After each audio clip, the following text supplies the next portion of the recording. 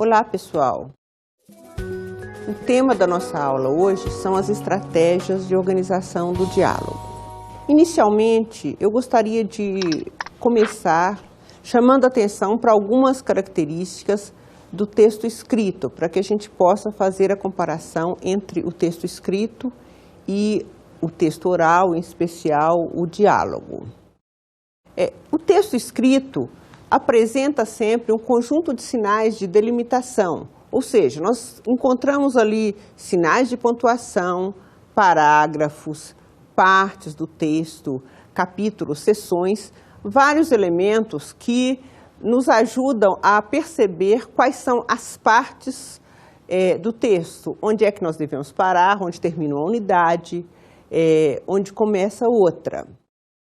O texto escrito dispõe também de um conjunto de elementos que podem dar destaque a determinadas informações. Algumas informações podem estar em negrito, em itálico, com letras maiores, com destaque de cores, com várias formas gráficas que vão chamar a atenção para determinadas informações. A produção do texto escrito também leva em conta pelo menos 3 momentos, né? Um momento de planejamento, um momento de produção, um momento de revisão. Esta revisão apaga do texto escrito aquelas características, aquelas marcas relativas ao planejamento e à execução. Quando nós vemos o texto escrito, nós só temos acesso a um produto que foi resultado de etapas de produção e de uma etapa de revisão que tem exatamente esse caráter de apagamento das etapas anteriores. Se nós pensarmos na produção do diálogo, na produção oral, nós temos também essas 3 etapas: planejamento, produção, revisão. O que acontece? Qual é a diferença dessas etapas na oralidade em relação à escrita? Em primeiro lugar, há uma simultaneidade das coisas. Quando nós escrevemos, as etapas são bem diferenciadas. Nós podemos fazer um esquema, daí alguns dias escrever o texto, escrever um pedaço, outro pedaço, fazer a releitura dias depois, fazendo a revisão, apagando, reformulando, trocando palavras, etc. Na oralidade a coisa é diferente. O planejamento diz respeito a uma vaga ideia que o falante tem do tema que ele vai tratar, do que ele quer dizer. A não ser naquelas situações situações complicadas, em que é preciso ensaiar bastante o que a gente vai dizer, no geral, no cotidiano, a gente não faz esse grande planejamento. O planejamento é apenas assim, uma certa intenção de dizer alguma coisa. Já a execução se dá simultaneamente, praticamente de forma simultânea ao planejamento. Nós vamos decidindo o que falar à medida que vamos falando. Existe uma revisão também na oralidade. Como é que se dá essa revisão? Essa revisão se dá simultaneamente à produção. À medida em que a pessoa, acabando de dizer alguma coisa, percebe que poderia dizer aquilo de outra maneira, ela pode fazer uma série de correções do que foi dito, pode indicar que a palavra que foi dita não é a mais adequada, fazer uma correção, que a frase não poderia ser estruturada de outra forma. Então, ela pode fazer uma série de retificações. O que acontece na oralidade é que as marcas do planejamento, execução e revisão não são apagadas como acontece na escrita. Então, quando nós observamos transcrições de fala, transcrições de eventos de conversação, nós vamos perceber ali sinais de que a pessoa foi refazendo o seu planejamento à medida em que foi produzindo o seu texto. Esses sinais das 3 etapas aparecem no texto e podem ser identificadas. A análise da conversação se preocupa também com o reconhecimento, a identificação destas marcas que revelam o processo de planejamento, produção e revisão do texto. A gente vai chamar a atenção para algumas delas nesta aula de hoje. A oralidade dispõe de certos elementos que correspondem mais ou menos aos sinais de pontuação e de delimitação da escrita. São certas expressões que ajudam na delimitação de partes do diálogo, que indicam a introdução de informações novas, apresentações de informações que vão se contrapor, o início de novas partes, de novos tópicos, a mudança de interlocutor, coisas assim. A oralidade dispõe também de certas marcas de revisão, ou seja, o falante, no momento em que ele se dá conta de que aquilo que ele disse não corresponde exatamente ao que ele pretendia dizer, que poderia haver uma correção ou uma melhoria na forma de dizer, ele pode usar determinadas estratégias que nós chamaríamos de estratégias de reformulação. Entre essas estratégias, nós temos a paráfrase e a correção. O primeiro mecanismo de correção que nós vamos abordar na aula é o uso de paráfrase. O que é uma paráfrase? Vamos começar vendo uma primeira definição. A paráfrase é um procedimento de reformulação textual que toma uma afirmação apresentada anteriormente e a reelabora com outras palavras. A paráfrase faz uma reapresentação de algo que já foi dito, mantendo o sentido original. A característica básica da paráfrase é que as duas expressões que apresentam o conteúdo são equivalentes semanticamente, ou seja, têm o mesmo significado.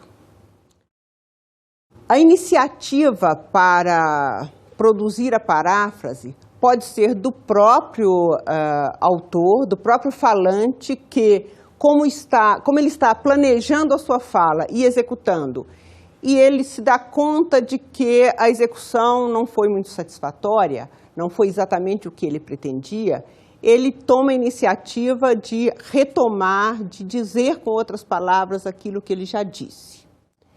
Essa iniciativa pode aparecer logo na sequência do uso da expressão, ou pode haver um certo distanciamento. Às vezes a pessoa faz uma apresentação de um tópico, dá um tempinho, percebe que aquilo ali poderia ser dito de outra maneira, de uma maneira melhor, mais clara, mais compreensível, e retoma. Então, ele mesmo toma a iniciativa e dá um certo distanciamento.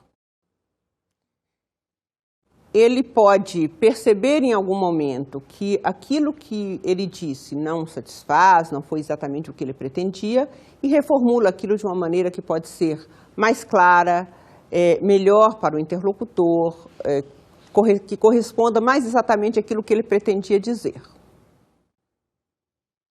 Mas pode acontecer também que o interlocutor dê alguma sinalização para o falante de que não entendeu bem aquilo que o falante disse. E a partir dessa sinalização, o falante pode retomar a sua fala e inserir ali uma paráfrase, ou seja, dizer de outra maneira aquilo que ele tinha dito para resolver o problema de comunicação que o interlocutor sinalizou. A gente observa no diálogo o uso de uma série de expressões que são usadas tipicamente para a introdução das paráfrases. Ou seja, quer dizer, em outras palavras, são expressões que sinalizam explicitamente a introdução de uma paráfrase. Vamos ver a seguir a fala, um trechinho gravado realmente com uma pessoa, com a mãe, que está falando sobre a sua situação em casa com filhos pequenos. Eu terei tempo disponível. Não que deseje liberdade. Deseje estar assim sem obrigações para com as crianças. Mas é que daí eu terei tempo disponível para fazer coisas extras, não é? Vejam como nessa situação a mãe usa a expressão não que eu deseje liberdade e em seguida percebe que essa expressão pode ser mal entendida pelo seu interlocutor e faz toda uma paráfrase reformulando aquela expressão, explicitando em que sentido ela quer usar a expressão liberdade naquele contexto. Vamos ver uma outra situação em que também há o uso de paráfrase. Você vê, né? O mundo quer que nós conservemos a Amazônia para controlar a poluição mundial. O que é que você acha disso? Não entendi bem a pergunta. O mundo aí, ó, naquela última exposição que houve agora aí, nosso ministro do Interior foi representando. Eles não querem que devastem as áreas amazônicas devido às vastas florestas, tudo por causa da poluição. Você acha que seria justo nós conservarmos aquilo? Veja como nessa situação, nesse diálogo gravado, real, o falante usou a expressão conservar a Amazônia e o seu interlocutor indica claramente que não entendeu.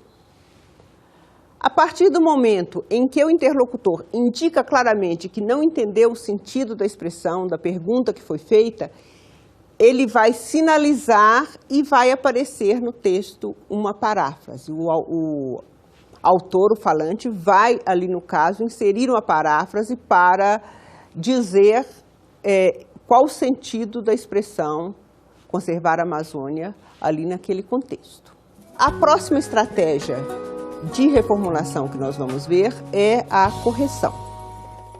O que é a correção no caso da análise da conversação, da análise do diálogo?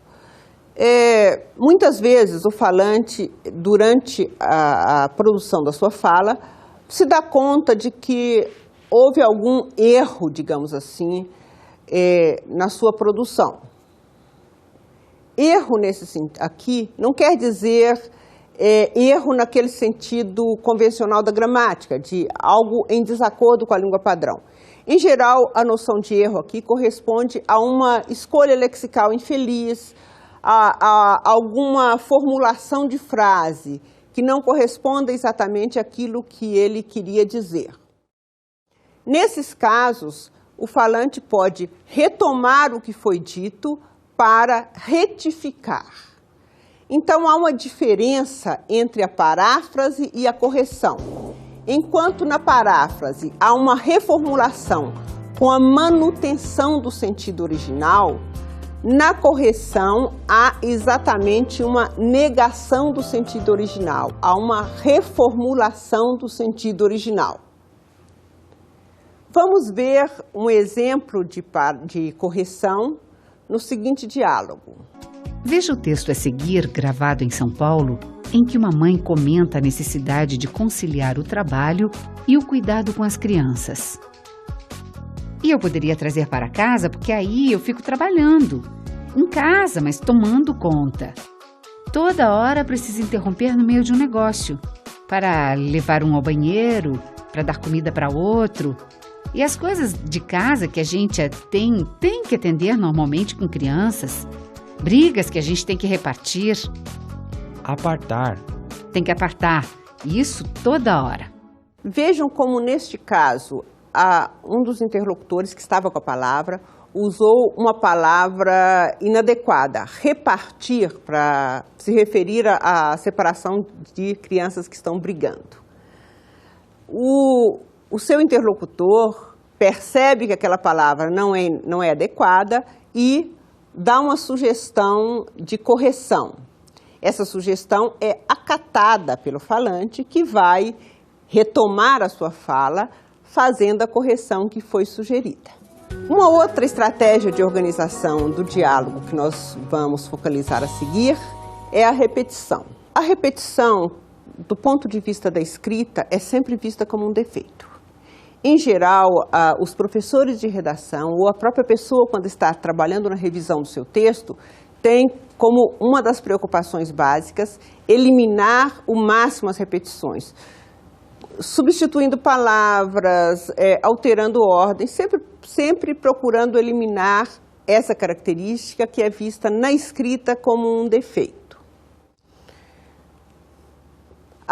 Na escrita, a repetição só é tolerada, só é reconhecida como uma qualidade em alguns textos bastante específicos. Por exemplo, em textos poéticos, muitas vezes há o uso da repetição como uma forma de dar ênfase, como um recurso estilístico. Mas, em geral, a repetição é vista como um defeito. Já na oralidade, a repetição tem um papel diferente. Nós podemos dizer que a repetição na oralidade é uma estratégia de apoio ao planejamento. Como é que nós podemos ver isso, né?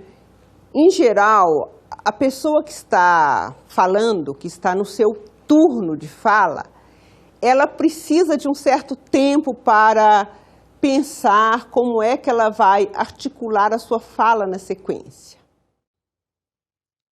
A pessoa pode, inconscientemente, tentar ganhar tempo para planejamento e não deixar que o seu interlocutor avance no seu turno de fala. Então, a pessoa mantém o turno de fala, está com a palavra, mas vai repetindo, repete uma vez, duas vezes, repete uma frase, repete uma palavra, enquanto ela pensa como vai articular a fala na sequência. Vamos ver um exemplo disso em um trecho de conversação realmente ocorrido. Veja o seguinte exemplo, extraído da conversa entre duas pessoas em Recife. A mercadoria mais cara do país ainda é dinheiro. Como é caro comprar dinheiro? O negócio mais caro ainda é dinheiro. Porque o dinheiro é um elemento de troca, certo? O dinheiro é um elemento de troca. Então, para comprar dinheiro, a gente paga caro. Você paga caro por dinheiro. Vocês puderam ver nesse diálogo que o falante fica repetindo várias vezes a ideia do custo do dinheiro no Brasil, em vez de dar prosseguimento à sua argumentação. Então, há claramente aí uma situação de uso da repetição como uma estratégia para ganhar tempo e planejar o restante da conversa sem deixar que o outro tome a palavra. Mas nós podemos ter também determinadas situações em que a repetição na oralidade é usada com o mesmo efeito que ela tem em textos poéticos, por exemplo, que é aquela repetição usada para enfatizar uma determinada ideia. O diálogo a seguir mostra isso. Quer dizer, toda pessoa chega no consultório hoje, quando se dá o preço, a pessoa pergunta: doutor, como é que eu vou pagar? E eu sei como é que ele vai pagar? Pagar é problema dele, o meu é receber. Que já é um problema grande. Já é um grande problema. Já é um grande problema. Nesse diálogo, dá para perceber claramente que a repetição do já é um grande problema é uma repetição feita com o objetivo de dar ênfase à dificuldade que o médico tem em receber aquilo que o cliente lhe deve. Então, a repetição aí tem exatamente esta função enfática. A repetição pode ter também várias formas, né? Ela pode ter origem numa iniciativa do próprio falante, pode ter origem numa iniciativa do interlocutor, que retoma uma expressão usada pelo falante e repete para enfatizar, né? A repetição pode aparecer logo em seguida, a expressão é dita e é repetida logo em seguida, mas pode também haver um certo distanciamento entre a primeira apresentação e a segunda apresentação. A repetição também pode corresponder a unidades bem diferenciadas. Pode haver, por exemplo, uma repetição apenas de um som, né, por exemplo. Pode haver uma repetição de uma unidade um pouco maior, por exemplo, pode haver uma repetição de um morfema. Eu posso ter, por exemplo, toda uma sequência de expressões, todas mantendo um mesmo morfema. Claramente, realmente, novamente, a pessoa pode reiterar esse morfema mente em várias palavras. Eu posso ter também repetições de palavras. Por exemplo, está frio, frio, frio, ou está claro, claro, claro. Então, eu posso ter algumas expressões que são repetidas para dar ênfase. Eu posso ter determinadas situações em que expressões ou construções frasais são repetidas, né? Por exemplo, eu vi outro dia num cartaz, numa brincadeira sobre um local que não tinha telefone, em que havia toda uma construção repetida, né? Aqui não tem tim nem tom, nem claro nem escuro, nem vivo nem morto, nem oi nem tchau. Você tem toda uma construção repetida que vai ser usada para causar um certo efeito em termos da conversação. Nós temos ainda uma outra estratégia de organização do diálogo que é muito importante, que é o uso de determinadas expressões que são equivalentes, de certa maneira, à pontuação, aos sinais de pontuação e de delimitação na escrita, que são os marcadores conversacionais. Os marcadores conversacionais na oralidade desempenham basicamente dois papéis. Vamos ver uma indicação, uma pequena definição do primeiro papel que esses marcadores desempenham. Os marcadores conversacionais têm um papel análogo ao da pontuação e da organização dos parágrafos na escrita. Como vocês viram, a primeira função dos marcadores conversacionais é equivalente à pontuação na escrita, ou seja, é uma função de delimitação na fala das unidades. Nesse sentido, ele é usado seja para indicar a introdução de um tópico conversacional, seja para indicar o início da fala de alguém, o final da fala de alguém, sempre aquelas marcas que correspondem a uma pontuação. Mas os marcadores conversacionais podem ter também um segundo papel na organização do diálogo. É o que nós vamos ver na definição a seguir. Os marcadores conversacionais são elementos que ajudam a gerenciar a participação dos interlocutores. Este segundo papel dos marcadores conversacionais é um papel que tem a ver com o gerenciamento dos turnos de fala. O falante vai usar os marcadores basicamente para indicar em que momento o seu interlocutor deve assumir o turno de fala. Quando ele diz né, muitas vezes esse né está fazendo uma solicitação para que o interlocutor assuma o papel, assuma o turno de fala a seguir. Bom, mas até agora eu não disse quais seriam as palavras, eu não dei nenhum exemplo de palavras do português que pudessem funcionar como marcadores conversacionais. O que são esses marcadores conversacionais efetivamente? Bom, em primeiro lugar, a gente tem certas expressões que não são lexicalizadas, ou seja, nós temos certas expressões que não correspondem a palavras do português, palavras dicionarizadas que tenham um sentido. Eles aparecem até na escrita muitas vezes, também são representados na escrita, mas sempre como aquelas sequências de sons que não correspondem efetivamente a nenhuma palavra. Aí eu tenho coisas como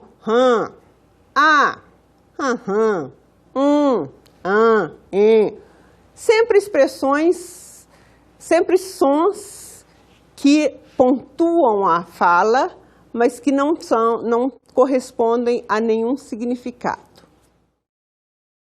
Nós temos também um outro conjunto que corresponde a palavras da língua. Só que essas palavras, quando são usadas como marcadores conversacionais, têm o seu sentido tradicional esvaziado. Por exemplo, eu tenho a palavra olha. Essa palavra olha pode ser usada como marcador conversacional. É muito usada como marcador conversacional. Quando um olha corresponde ao marcador conversacional, eu não estou indicando que a pessoa deva olhar para determinada coisa. Eu estou simplesmente chamando a atenção do interlocutor para algo que eu quero dizer. Então, entre as expressões, entre os marcadores conversacionais que são lexicalizados, eu tenho coisas como né, que corresponde a não é, e daí, e então, com todas as combinações, e daí então daí, coisas assim, né? São expressões, olha, veja, é ou não é. Eu tenho várias expressões que são usadas como, às vezes até como cacoetes na fala, mas que são usadas exatamente para fazer essa delimitação, às vezes, e às vezes para chamar o interlocutor para assumir o seu papel na fala, assumir o seu turno de fala. Vamos ver um exemplo de uma senhora que está dando uma receita e, ao fazer isso, ela vai usar determinados marcadores conversacionais. Veja o exemplo de uma gravação em que uma gaúcha de Porto Alegre fala sobre uma receita. Então, naquele arroz, mexe, quebra 2 ovos aí e depois, então, comprime esse arroz num pirex. Bate um ovo, põe a gema, derrama em cima e põe bastante pão torrado. Então vai junto com o camarão com queijo ao forno e os dois assam juntos. Como vocês puderam ver, ao dar essa receita, a senhora falante vai utilizar-se tanto de marcadores conversacionais não lexicalizados, como de marcadores lexicalizados. Então, que o então vai funcionar aí como uma forma de indicar que ela tem intenção de prosseguir na sua informação, de dar um prosseguimento. Existem várias formas de classificação dos marcadores conversacionais. Há vários autores que trabalham com isso e há várias propostas de classificação. Eu gostaria de chamar a atenção para algumas coisas. Em primeiro lugar, uma classificação possível é a partir da origem do uso dos marcadores. Nessa perspectiva, eu posso classificar os marcadores a partir de quem os produz.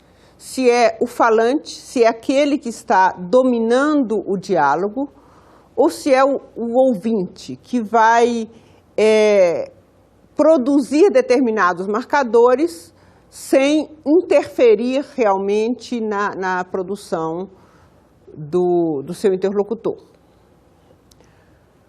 Quando o falante utiliza os marcadores, esses marcadores têm a função de organização da sua exposição, organização do tópico, indicação de prosseguimento. Já quando é o ouvinte que usa os marcadores sem, de fato, assumir efetivamente um turno de fala, esses marcadores vão servir para indicar se ele está concordando, se ele está questionando, se ele está levantando alguma dúvida em relação àquilo que é dito. Vamos ver, então, um exemplo de uso de marcadores. Vejamos o uso de alguns marcadores em um diálogo entre 2 paulistanos. Eu acho que toda escola devia praticar natação. Se não tiver sua piscina, pelo menos, levar o grupo a um clube, a uma piscina pública, uma vez por semana, para as crianças praticarem a natação. Tanto é bom para a saúde como para a defesa, né? Pois é, claro. Aprender a se defender, não é? nesse diálogo, dá para ver inicialmente uma expressão que não é lexicalizada, um a, que é simplesmente usado como apoio ao planejamento, como marca de um intervalo para que o falante consiga se organizar.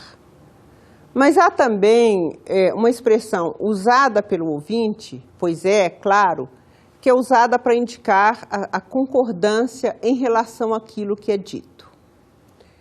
Mas nós podemos observar também, no final da última fala desse diálogo, o uso da expressão não é, que é uma expressão usada para indicar que está na hora do interlocutor assumir o seu turno de fala.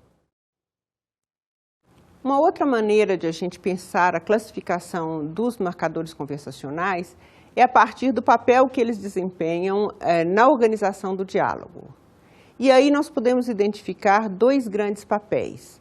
Um é o papel de organização do diálogo. Outro é o papel de sinalizar a interação entre os interlocutores. Neste caso, nós podemos pensar numa classificação entre marcadores conversacionais, que são basicamente sequenciadores, e marcadores conversacionais, que são basicamente interacionais.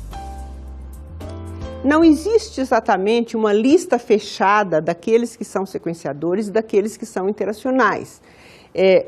Alguns têm um uso mais típico numa função ou na outra.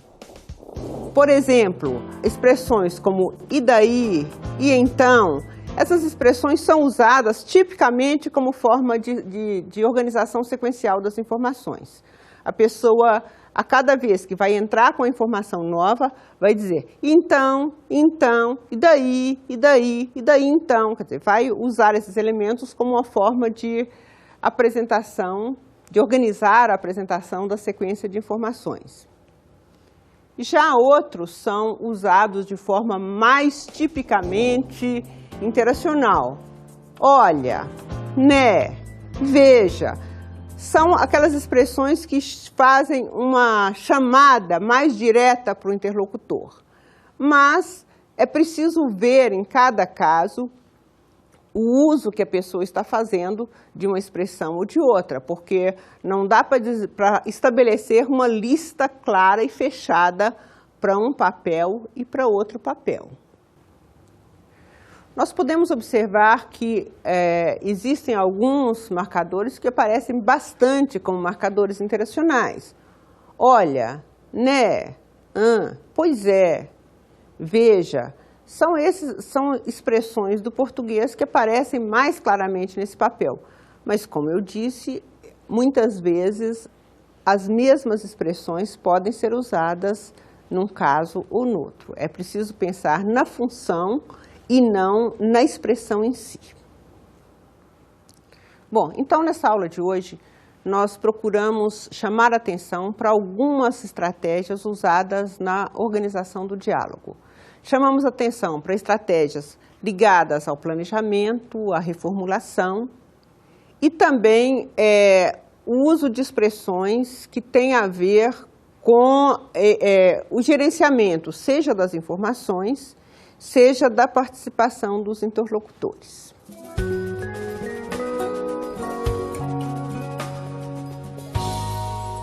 Bom, para finalizar, eu quero dar uma dica de um livro em que vocês vão encontrar o aprofundamento de todas essas questões que foram desenvolvidas na aula de hoje.